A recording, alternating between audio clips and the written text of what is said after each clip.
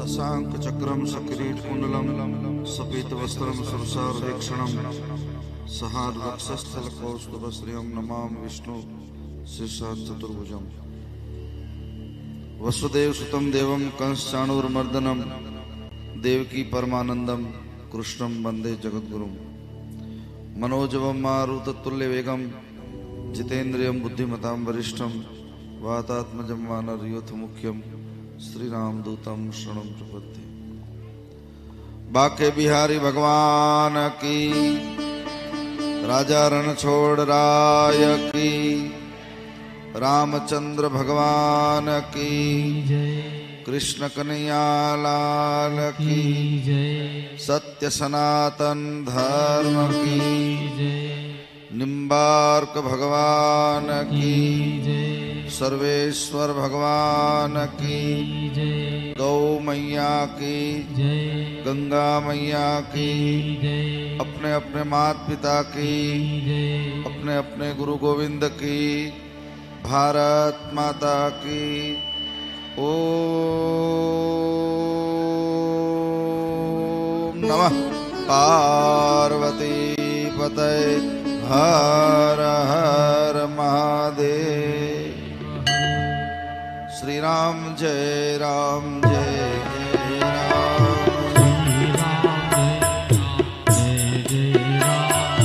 श्री राम जय राम जय जय राम,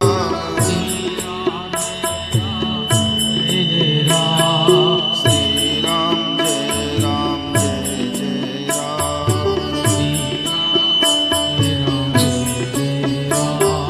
श्री राम जय राम जय जय राम।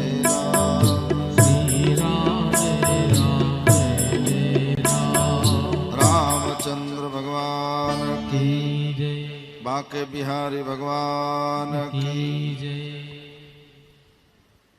नंद नंदन यशोदानंदन भगवान श्री बाके बिहारी धाम, बाके बिहारी नो पाटोत्सव, चरणारविंदना प्रत्यक्ष दर्शन અને એવા પાવન પ્રસંગે આખા ગુજરાતને, હવે તો આખા ભારતમાં ટીવીના માધ્યમથી વિશ્વ પ્રસિદ્ધ બનેલું આ બોરડી ધામ, અને એ બોરડી ધામના સૌનામ ધન્ય એના અધ્યક્ષ અને પરમ આદરણીય ગીતાસાગરજી મહારાજ, આખો બ્રજ સેવા પરિવાર અહીંયા આવીને વિશેષ આનંદની અનુભૂતિ થઈ. મારા મનની જે ઈચ્છા હતી એ ઈચ્છા તમે બધાએ પૂરી કરી. આજ હું કહેવાનો હતો કે ક્યારે આપણે ખાતમુહૂર્ત કરવાનું છે, એનો પૂજાપો લઈને બેઠો છું. અને આ બંને રામ લક્ષ્મણની જોડીએ ભગવાનના નામ સાથે, ભગવાનના કીર્તન સાથે લોક હૃદયમાં જે સ્થાન પ્રાપ્ત કર્યું છે, હું ધન્યવાદ. અહીંયા જે દાતાઓ બેઠા છે, બોરડી ધામમાં કાયમ માટે એની તન મન ધનની જે સેવા હોય છે, હું આ બધા દાતાઓને એક વિશ્વાસ આપું છું કે બોરડી ધામમાં તમે જે કંઈ દાન કરશો એ બાકે બિહારી તમને 10 ગણું કરીને પાછું આપશે. હમણે પરમ આદરણીય ભાઈ શ્રી, જેને 1,11,11,000 દાન આપ્યું, એ જ્યારે પગે લાગવા આવે ત્યારે મેં કીધું કે તમે લખી લેજો કે તમે અહીંયા જમા કરાવશો એના પહેલા ભગવાને 10 ગણું તમને આપી દીધું હશે. આપણે ભૂલી જઈએ છીએ. અહીંયા જે લોકો દાન આપે છે, દાન એ પૈસા એના નથી. તમારું દાન જે તમે આપ્યું એ પૈસા તમારા નથી. તો કોના છે? એ બાકે બિહારીના છે, એટલા માટે એની પાસે મળ્યા છે. બાકે બિહારી સુધી તમારી જે અરજ કરવાની છે, એ અરજ માટે અમારા સંપ્રદાયમાં આશ્રિત છે એટલે નહીં, પણ વર્ષોથી ગીતાસાગર મહારાજને હું ઓળખું છું. આની જેવું આશ્રિત અને ભોળું વ્યક્તિત્વ મેં ક્યાંય જોયું નથી. ગુરુચરણ રજની અંદર તો આલિપ્ત છે જ. આટલું મોટું એનું નામ છે, છતાંય આટલા મોટા હરિભક્તો છે. મેં જ એમને સૂચના આપી કે હવે તમે દીક્ષા આપો, અને એ પણ આમ સંકોચાતા પણ આજ ગુરુને આધીન થઈને રહે છે. રામચરિત માનસમાં ગુરુ ગીતાના લક્ષણો છે. બીજા બધાએ તો કેટલાય પોતપોતાના નામની ગુરુ ગીતાઓ લખીને ચાલીસાઓ બધા લખે છે પોતાના નામની, એવા નાટકમાં હું જઉં નહીં. પણ રામચરિત માનસ જ્યારે ગુરુ ગીતાની વાત કરે છે ત્યારે શ્રી ગુરુ પદ મન ગન જ્યોતિ સુમિરત દિવ્ય દ્રષ્ટિ હે હોતી. ગુરુ ચરણના રજની બહુ કિંમત છે. હજી રામાયણની જેને ખબર નથી એ લોકો એમ કહે છે કે અહલ્યાના આશ્રમમાં ભગવાન ગયા, અત્રિ ઋષિના આશ્રમમાં, અહલ્યાને પગ અડાડ્યો એટલે એમાંથી શિલામાંથી અહલ્યા ઊભી થઈ. બિલકુલ બકવાસ છે.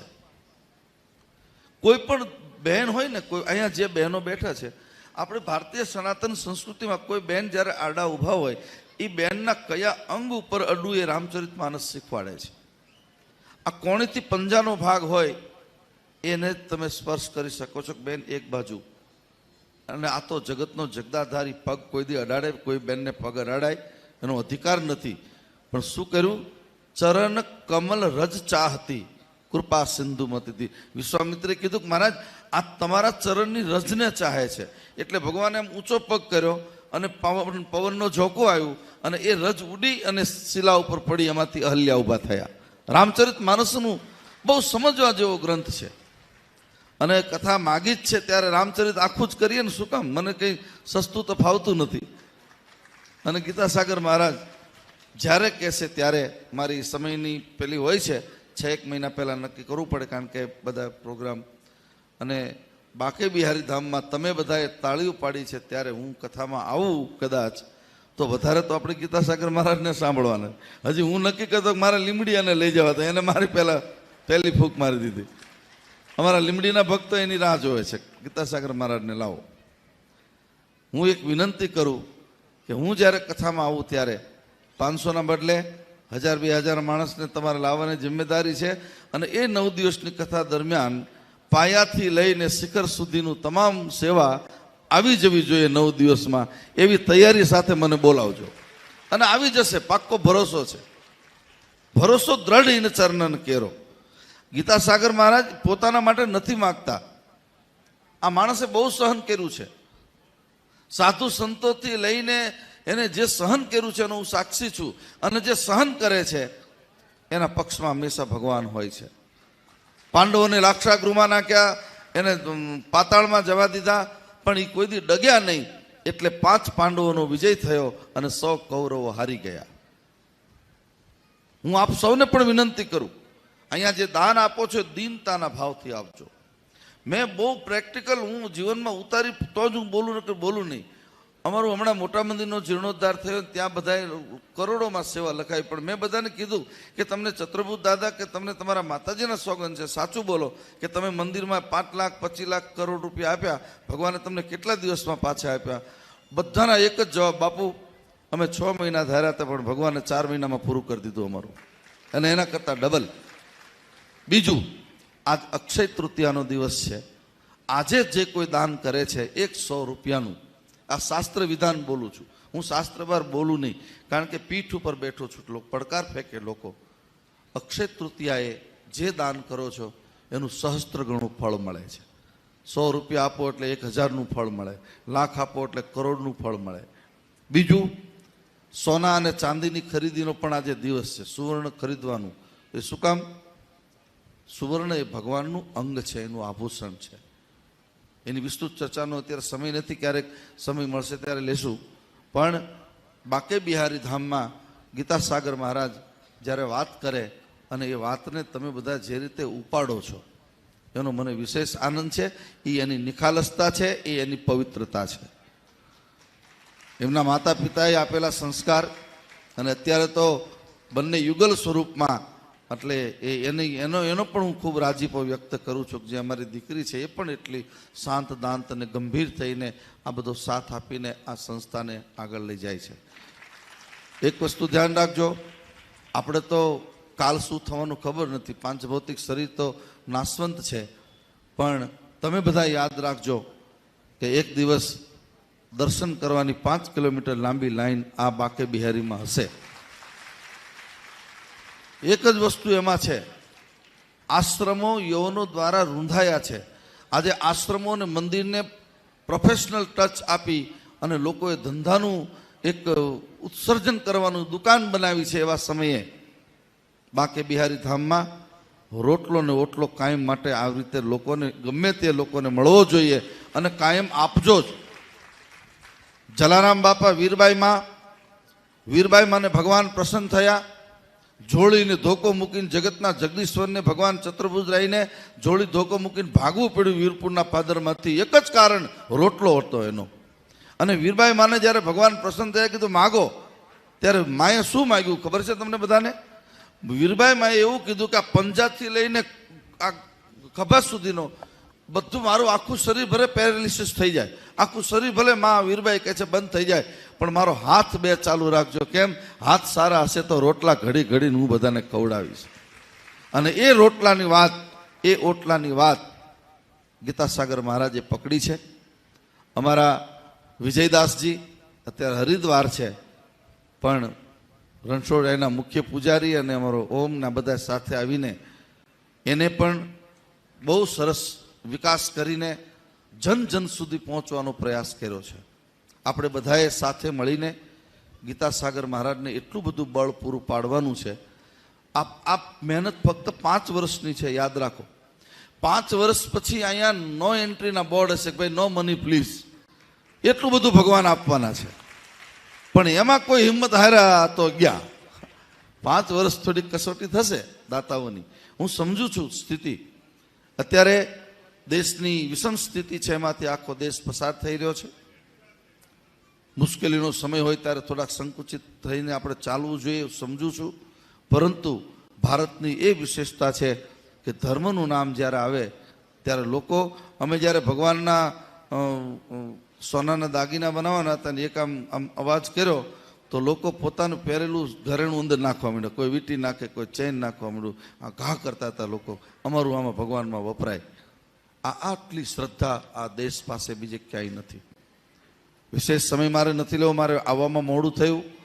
નાની કઠેચી ગામ નળ સરોવરની બાજુમાં. હું એવા વિસ્તારમાંથી આવું છું જ્યાં પૂરા પહેરવા કપડાં નહોતા લોકોને, અને 20,000 લોકો રોજ કથામાં આવતા હતા અને એટલા લોકો ત્યાં જમતા હતા. એટલી મોટી કથા હતી, પરંતુ એને ખબર નહોતી, દિશા નહોતી. યાદ રાખજો, સોક્રેટિસ તાંજાનિયાના જંગલમાં ફરતા હતા. એમાં એક છોકરો દોડતો દોડતો આવે છે અને એને કહે છે, બાપજી મને ઓળખ્યો? કે ના ભાઈ, અરે 4 વર્ષ પહેલા જ્યારે મારું એક્સિડન્ટ થયું ત્યારે તમે મને પ્લાસ્ટિકનો પગ નખાઈ દીધો હતો. એ પગ તમારા કારણે આજે હું દોડી શકું છું પગ પહેરીને. એટલે એને કીધું કે બેટા આમ ક્યાં ગયો હતો? ત્યારે કે બાપુ સામે દારૂનું પીઠું છે ને, એ દારૂ પીવા ગયો હતો. ત્યારે એટલું જ કીધું સંતે કે બેટા દારૂ પીવાય? ત્યારે એને સંતોને બહુ મોટો ટોણો માર્યો કે બાપજી તમે પગ તો બધાય અપાવી દો છો, પણ એ પગને કઈ ગતિમાં લઈ જવા કોઈ શીખવાડતું નથી આ જગતમાં. અને પગને કઈ ગતિમાં લઈ જા એ શીખવું હોય તો બોરડી ધામ આવો, ગીતાસાગર મહારાજને મળો. આ તમને શીખવાડે છે. સાધુ જ્યારે તમારી પાસે ભિક્ષા લેવા આવે ત્યારે સમજો એ ભિખારી નથી. ભિખારી હોય તો એને એઠું જૂઠું આપીને ભીખ માગીને ચાલ્યો જાય, પરંતુ જ્યારે કોઈ સંત આવે છે ત્યારે ફૂલની પથારી કરી અને સન્માન સાથે એને દાન આપે છે. એના માટે ક્યાં છે? અહીંયા કેટલી ગાયોનું પાલન થાય છે, કેટલી મોટી ગૌશાળા, કેટલા હજારો લોકો આવીને ભોજન અને પ્રસાદ. એકવાર માણસ ખાલી ભૂખ લાગી હોય અને દાળ ભાત શાક રોટલી અથવા તો સબ્જી ને રોટી. અમારા મંદિરમાં 70-80 વર્ષ પહેલાં આર્થિક સ્થિતિ સારી નહોતી ત્યારે ડાળિયા અને ગોળ આપતા હતા. અમારા ગુરુજી કહેતા હતા ડાળિયા અને ગોળ, 100 ગ્રામ ડાળિયા અને 1 દડવું ગોળનું આપે, 1 ગ્લાસ પાણી આપે. એટલું ખાય એટલે પેટ ભરાય એટલે માણસ જીવી જાય.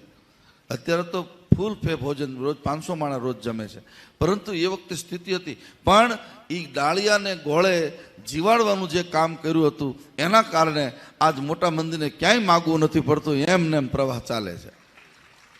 એમ ગીતાસાગરની એ જ રીત છે કે અહીંયા કોઈ પણ માણસ, અને આપ અહીંયા જેટલા બેઠા છો અહીંયા તમારા બધાના નામ ને એડ્રેસ તો ગીતાસાગર મહારાજ પાસે છે, પણ કોને ખબર બેનના કે ભાઈના રૂપમાં મારો બાંકે બિહારી નહીં બેઠો હોય અને બાકે બિહારી બેઠો હોય તો જ આટલી શાંતિ રહે, બાકે બિહારી બેઠો હોય તો જ આટલું દાન આવે, બાકે બિહારી બેઠો હોય તો જ નિર્વિઘ્ને કામ બધા પૂરા થઈ જાય. બાકી ઘણા કથાકારો કથાઓના નામ લઈ ખોટે ખોટા બોર્ડ મારી નાની એવી ઓરડી કરી અને ત્યાં બધું જ ટીવીમાં બતાવે.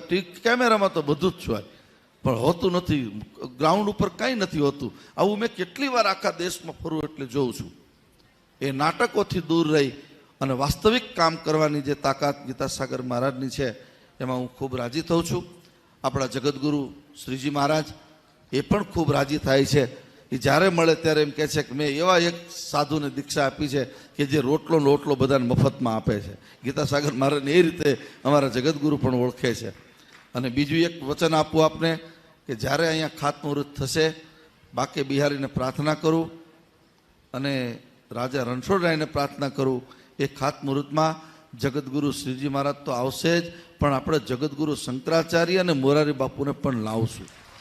બધા જ અહીંયા આવશે અને ખૂબ ભાવ અને પ્રેમ એ બહુ જિમ્મેદારીપૂર્વક હું કહું છું. બાપુની નાદુરસ્ત હવે તો એની 81-82 વર્ષની ઉંમર છે એટલે એને કઈ રીતે ગોઠવવું એ બધું જોઈ લઈશું. પણ જગતગુરુ શંકરાચાર્ય સદાનંદ સરસ્વતીજી અને અમારા જગતગુરુ નિંબાર્કાચાર્ય જેનું આ મૂળ સ્થાન અમારું આ બોરડીનું હેડક્વાર્ટર્સ ક્યાં છે તો આચાર્ય પીઠ રાજસ્થાન સલેમાબાદ અમારા બધાનું.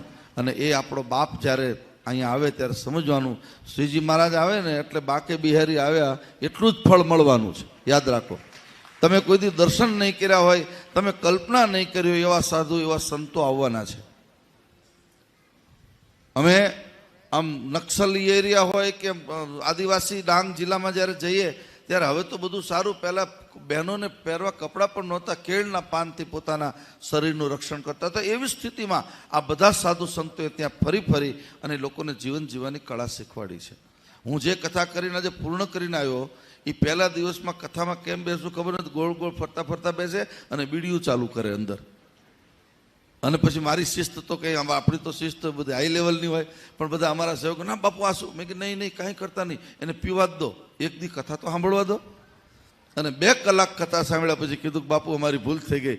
અને 15,000 લોકો કથામાં બેસતા હતા, એક અવાજ નહીં. એને ખબર જ નહોતી રામ નામ શું છે, એને ખબર જ નહોતી કથા શું છે, એને સંસ્કાર જ નહોતા. એ સંસ્કાર આપવાનું કામ સાધુ સંતોએ, ભક્તોએ અને ભક્તોએ દાન આપીને એ બધું કરવાનું હોય છે. આ કામ અમારા ગીતાસાગર મહારાજ કરી રહ્યા. આ મોટા મંદિરનું ઘરેણું છે, યાદ રાખજો. તમે બધા ફાવી ગયા, બધા ભાગશાળી છો, તમને આવા ગુરુ મળ્યા છે, આવા ગીતાસાગરના માર્ગદર્શનમાં તમે બધા કામ કરી રહ્યા છો. બધા દાતાઓને ખૂબ ખૂબ ધન્યવાદ આપું. પંકજભાઈ, હરિભાઈ, વાઘાના દાતા શ્રીમતી ગીતાબેન. અમારા ગીતાબેન તો હું આમ આંખ બંધ કરું અહીંયા આવું તે હોય ને હોય જ બધા વાતમાં પહેલાં જ હોય. અને ગૌરના દાતા શ્રી ગૌરના શ્રૃંગારના દાતા અલ્પાબેન, હસમુખભાઈ પટેલ પરિવાર, વાસણા, વડોદરા, આ બધા દાતાઓ અને બોરડી ધામ માટે જે લોકો દાન આપવાના છે અત્યારથી તૈયારી કરજો. બોરડી ધામનું મંદિર એવું બનવાનું છે, ગુજરાત રાજ્યમાં મારી પાસે જે લિસ્ટ છે એમાં 37,000 મંદિર અને એમાં 21,000 શિખરબંધ મંદિરની જે ગણના છે એમાં નંબર 1 આપણું બાંકે બિહારી ધામ બનાવવાનું છે. બોલો બાંકે બિહારી લાલ કી જય. આપણે બધાય સાથે મળીને આ કાર્યક્રમને ઉજવશું. એવો ભાવ સાથે સર્વેત્ર સુખીને સંતુ, સર્વે સંતો નિરામયા, સર્વે ભદ્રાણી પશ્યંતુ ન્યાય. આ બધા ખૂબ સુખી થાઓ, ખૂબ આગળ વધો. તમારું ધન, ધાન્ય, સંપત્તિ, વૈભવ, મની પાવર અને મસલ્સ પાવર એ સમાજ માટે, રાષ્ટ્ર માટે, ગાય અને બેન દીકરીની રક્ષા માટે તમારી શક્તિનો વ્યય થાય. મારે આવવામાં 2 કલાક લેટ થયું છે, બધા પાસે માફી માંગુ છું. ટ્રાફિક અને નીકળવાનું મોડું થયું એટલે લેટ થયું. પણ તમે બધા એટલી ધીરજથી જ્યાં બેઠા છો, આવીને આવી ધીરજ મારો બાંકે બિહારી તમારા પરિવારમાં કાયમ માટે આપે. અહીંયા જેટલા બેઠા છે એનો પરિવાર 100 વર્ષ સુધી ધન, ધાન્ય, સંપત્તિ અને આરોગ્ય સાથે સુખી થાવ એવા આશીર્વાદ સાથે બધાને જય શ્રી ગોપાલ, જય શ્રી રાધે. બાંકે બિહારી ભગવાન કી, રાજા રણછોડરાય કી, છત્રભુજ ભગવાન કી, નિંબાર્ક ભગવાન કી. ઓમ નમઃ પાર્વતી પતય, હર હર મહાદેવ. બાપુ 1 સેકન્ડ બીજી આપની લઉં છું કે આપના આશીર્વાદથી આજે આ જેટલા પણ ભક્તો આવ્યા છે ને બાપુ, એ બધા ભક્તો માટે મને વૃંદાવન હમણાં ગયો ને બાપુ, એક વિચાર આવ્યો તો બધાના માટે તુલસીની માળા 27 મણકાની માળાનો જોડી અને બધાના માટે ચંદનનો પ્રસાદ, ગોપી ચંદન, બધા ભક્તો જેટલા આવ્યા છે ને આજે આપણે પ્રસાદ આપવાના છે. અને તમારા પાવન પગલાથી એ બાપુ જે છે, હું તો જાહેર મારું ડાયરી હોય એનો ખર્ચો આપણે 80,000 થી 90,000 રૂપિયા કર્યો અને ભક્તોએ આવી રીતે આપણે થેલી બનાવી છે બાપુ. અને આપના હાથમાં પહેલી પ્રસાદી બાકે બિહારીજીની અર્પણ કરીએ છીએ. એમાં જોડી અને માળા અને ચંદન અર્પણ કર્યું છે કે બાપુ એક જ સંકલ્પ છે આપણા નિંબાર્ક પરંપરામાં કે હરિનામ સંકીર્તન બધા કરે, ભગવાનનું નામ જપ કરે, એ ભાવથી પ્રસાદ. જો પહેલો બાપુએ હાથ અડાડ્યો છો એટલે આપણે પાવન થઈ ગયા. અને બાપુ એક મિનિટ, આ શાસ્ત્રોક્ત વિધાન સાથે વાત કરું, કોઈને સમજાવવા માટે નહીં. શ્યામ બિંદુ, આ જે શ્યામશ્રી નિંબાર્ક સંપ્રદાયમાં કરે છે શું છે? ભગવાને જ્યારે તિરોધાન કર્યું પ્રાચીના પીપળે, ઉદ્ધવને અક્રૂર બહુ રડ્યા કે બાપજી અમને સાથે લઈ જાઓ. બોલે કે મૃત્યુલોકમાં તો એકલા જ જવાનું છે, તો કે અમે જીવશું કેમ? એટલે ભગવાન શ્રી કૃષ્ણ પરમાત્માએ હાથોહાથ જે શાલિગ્રામ આપ્યું ઉદ્ધવને અક્રૂરને, અક્રૂરે પછી સનકાદીને આપ્યું, સનંદનને આપ્યું, ત્યાર પછી નારદજીને આપ્યું. નારદજી પછી સુદર્શન ચક્રનો અવતાર નિંબાર્ક ભગવાન, એ 49 પેઢીઓથી આપણી પાસે આજ પણ સલેમાબાદમાં સર્વેશ્વર ભગવાન બિરાજે છે. પ્રાર્થના કરું કે સર્વેશ્વર ભગવાનને પણ આપણે ખાતમુહૂર્ત વખતે અહીંયા લાવશું. બીજી વાત, શ્યામ બિંદુ જ્યારે કરીએ છીએ અપમૃત્યુ કોઈ દી થતું નથી. અમારા ગુરુજી શીખવાડતા કે રાત્રે સુવો ત્યારે શ્યામશ્રી કરીને સુવાનું. કેમ? રાતમાં એટેક આવી ગયો, તમને કંઈક થઈ ગયું, માથેથી છત પડીને મરી જવાનું, જ્યારે પ્રાણ છોડવાનો સમય આવે તો જેના કપાળમાં શ્યામશ્રી કે ગોપીચંદનના અર્ધપુંડ હશે એની કોઈ દી દુર્ગતિ નહીં થાય, એ બાકે બિહારના ધામમાં જ જશે. એવા ભાવ સાથે આનો ઉપયોગ કરજો, જેથી કોઈ દિવસ અકસ્માત ન થાય, ક્યાંય પણ તમને મુશ્કેલી નહીં આવવા દે.